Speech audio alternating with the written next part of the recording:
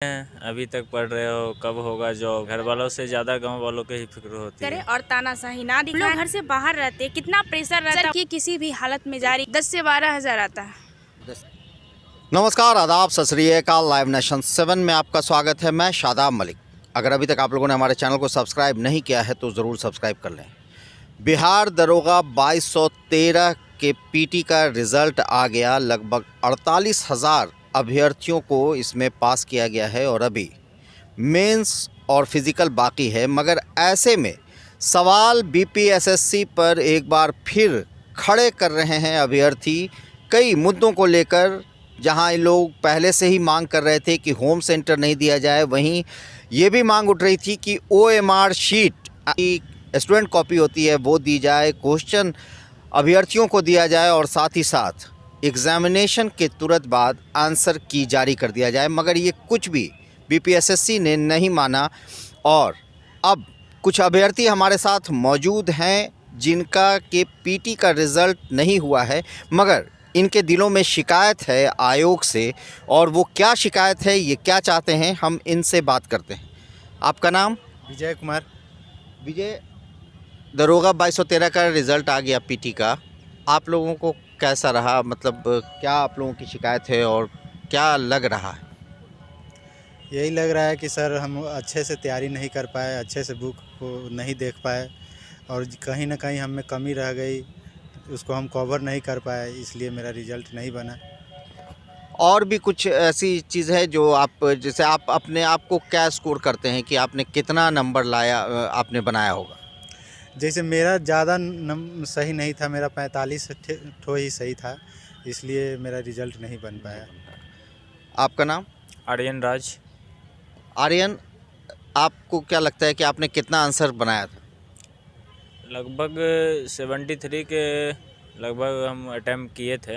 आप general category में? जी, general में है। तो जनरल का कट ऑफ तो 61 पॉइंट समथिंग गया है। जी, 61 गया है। तो क्या लगता है, आपका कहना है कि आपने 70 प्लस बनाया था? जी, तो कैसे आपकी ये दुविधा दूर होगी? जैसे कि बीपीएसएससी जो अपना सिलेबस जारी किए थे तो उसके अकॉर्डिंग हम लोग अपना प्रिपरेशन कर रहे थे और क्वेश्चन जो है आउट ऑफ सिलेबस सारा था। दूसरा नंबर चीज़, कितना मार्क्स मैंने इस एग्ज़ाम में स्कोर किया वो पता भी नहीं चलता है, क्योंकि बीपीएसएससी ना आंसर की जारी करती है, ना स्टूडेंट कार्बन कॉपी देती है। तो आंसर की के लिए क्या लग रहा है कि आयोग अगर आंसर की जारी करे तो अभ्यर्थियों को ये पता चल पाएगा कि उन्होंने कितना सही बनाया है? जी, बिल्कुल पता चलना चाहिए स्टूडेंट को, कितना सही बनाए, कितना स्कोर किए, कहाँ हमसे चूक हो रही है। आपका घर कहाँ है? बेगूसराय डिस्ट्रिक्ट। और पटना में कहाँ रहते हैं? पटना में भिखना पहाड़ी पुलिस चौकी के पास रह के तैयारी कर रहे हैं। किसी लॉज वॉज में रहते हैं? जी जी। कितना महीने का खर्च होता है? महीने का 6 से 7 हज़ार रुपया खर्च हो जाता है। 6 से 7 हज़ार। जी। पिताजी क्या करते हैं? पिताजी किसान हैं। किसान है। जी। तो पिताजी की आमदनी कितनी होगी, एक अंदाज़ा? अंदाज़ा पिताजी से कभी मैंने पूछा नहीं है। नहीं, मेरे कहने का कोई और मतलब नहीं है। मैं सिर्फ ये आर्थिक स्थिति जो लड़के रहते हैं पटना में रह कर तैयारी करते हैं, उनसे घर वालों की भी एक उम्मीद जुड़ जाती है और घर वालों से ज़्यादा समाज की उम्मीद जुड़ जाती है। और जब आप गांव पहुंचते हैं तो क्या गांव वाले भी आपसे सवाल करते हैं? जी, बिल्कुल करते हैं। अभी तक पढ़ रहे हो, कब होगा जॉब? गांव वालों को ज़्यादा फिक्र होती है? जी, घर वालों से ज़्यादा गांव वालों के ही फिक्र होती है। बिल्कुल। तो ऐसे में जब आयोग से आप लोगों को ये उम्मीद थी कि आयोग इस तरह का आउट ऑफ सिलेबस सवाल पूछ देगा? नहीं, उम्मीद तो नहीं थी। आपका नाम? खुशबू पाठक है। मेरा बस यही कहना है कि बीपीएसएससी अपना आंसर की जारी करे और तानाशाही ना दिखाएं। हम स्टूडेंटों का, हम लोग घर से बाहर रहते, कितना प्रेशर रहता है, वो लोग कुछ सोचते ही नहीं है। एग्ज़ाम देने के बाद ना ही बुकलेट क्वेश्चन जारी किया जाता है कि हम लोग मतलब पता लगा सके। अगर कोई ऐसा भी होता है, इस बार तो सिटिंग नहीं हुआ, लेकिन फिर भी कैसे कटअप मतलब 60 प्लस जाने के बाद भी रिजल्ट क्यों नहीं आ रहा भाई? आंसर की जारी होगा तब तो पता चलेगा। आपको क्या लगता है आपने कितना सही बनाया था? मेरा 55 प्लस था। 55 प्लस था। प्लस और था। लड़की का जहाँ तक लग रहा है कि शायद 48 पॉइंट समथिंग। हाँ, जनरल में फिर भी रिजल्ट नहीं आया, क्या कारण है बताओ?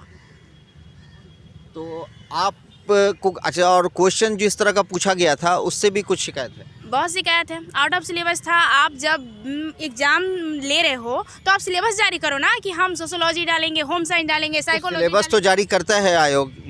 जब पीटी का जो विज्ञापन रहता है उसमें तो ये सिलेबस रहता है ना कि सवाल किस किस टॉपिक से पूछे जाएंगे। तो ये तो बीपीएसएससी से क्वेश्चन करना चाहिए थे कि इस बार तुमने सिलेबस क्यों नहीं डाला कि हाँ भैया हम साइकोलॉजी पूछेंगे, इडली बनाने की विधि पूछेंगे, डोसा बनाने की विधि हम लोग वही अब पढ़ेंगे।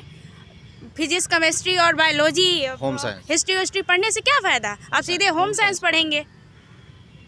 तो ऐसे में क्या मतलब बीपीएसएससी को चाहिए कि आंसर की जारी करे, आंसर की किसी भी हालत में जारी करे। और हम लोगों को जैसे में हम लोग एग्ज़ाम देकर आते हैं तो हम लोग एक उम्मीद पर देखते हैं यूट्यूब में कि हमारा कितना आंसर सही गया, उसके बाद हम लोग अपना निर्धारण कर लेते हैं कि जब तक आप आंसर की जारी नहीं करिएगा तब तक हम लोगों को कहाँ पता चलेगा कि क्या सही माने हो, क्या गलत माने हो, हम लोग कहाँ गलत। क्वेश्चन पेपर भी नहीं मिलता? बिल्कुल नहीं मिलता। आपका घर कहाँ है? मेरा घर तो आ रहा है। और यहाँ मतलब फिजिकल की तैयारी करने के लिए है। नहीं, मतलब पटना में आप कहाँ रहती हैं? पटना में इंद्रपुरी रहते हैं, हॉस्टल में जी। तो आपका खर्च कितना आ जाता होगा मंथली? 10 से 12 हज़ार आता है। 10 से 12 हाँ। हज़ार। तो ये 10 से 12 हज़ार इनका मंथली का खर्च आता है। और ऐसे में ये छात्र पटना में रहकर अपने गांव को छोड़कर तैयारी इस उम्मीद में करते हैं कि वैकेंसी आएगी, वो आवेदन भरेंगे, वो परीक्षा देंगे और परीक्षा पास करेंगे। मगर सवाल ये उठता है कि परीक्षा तो तब पास करेंगे जब सवाल उनसे सिलेबस के अंदर का आएगा। बीपीएसएससी ने जिस तरह का सवाल दरोगा 2213 के लिए पूछे उसमें परीक्षा के बाद से ही सवाल उठने लगे थे। न सिर्फ छात्रों के द्वारा उठाए जा रहे थे बल्कि कई शिक्षकों ने भी ये सवाल उठाया था कि ये जो परीक्षा पीटी की हुई है वो आउट ऑफ सिलेबस हुई है। इसमें ऐसे सवाल पूछे गए हैं जो सिलेबस से बाहर के हैं। सवाल ये उठता है कि जब सिलेबस आपने दिया है, सिलेबस आपने तय किया है, तो सिलेबस इसीलिए तय किए जाते हैं ताकि अभ्यर्थी उसकी पढ़ाई कर सकें, उसके पढ़ने के बाद खुद को उस परीक्षा के लिए तैयार कर सकें। मगर आयोग जब इस बात पर ध्यान नहीं देता है तो कहीं ना कहीं इशारा सरकार की तरफ उठता है, क्योंकि सामान्य प्रशासन विभाग के अंदर सारा आयोग आता है और सामान्य प्रशासन विभाग सीधा मुख्यमंत्री नीतीश कुमार देखते हैं। ऐसे में क्यों न सवाल सीधा मुख्यमंत्री नीतीश कुमार से पूछा जाए कि आप जवाब दे सकते हैं कि क्या इन अभ्यर्थियों के भविष्य को कोई सोचने वाला है। ये भविष्य सिर्फ इनका नहीं है, ये भविष्य बिहार का है, ये भविष्य देश का है, क्योंकि ये जब संवरेंगे तो बिहार संवरेगा और जब बिहार संवरेगा तो देश खुद ब खुद संवर जाएगा। बने रहे हमारे साथ, देखते रहे हमारा वीडियो। अगर आपको हमारा वीडियो पसंद आता है तो हमारे चैनल को ज़रूर सब्सक्राइब करें। फेसबुक के जरिए देख रहे हैं तो पेज लाइक करें, साथ ही ट्विटर हैंडल पर हमें फॉलो ज़रूर करें। धन्यवाद।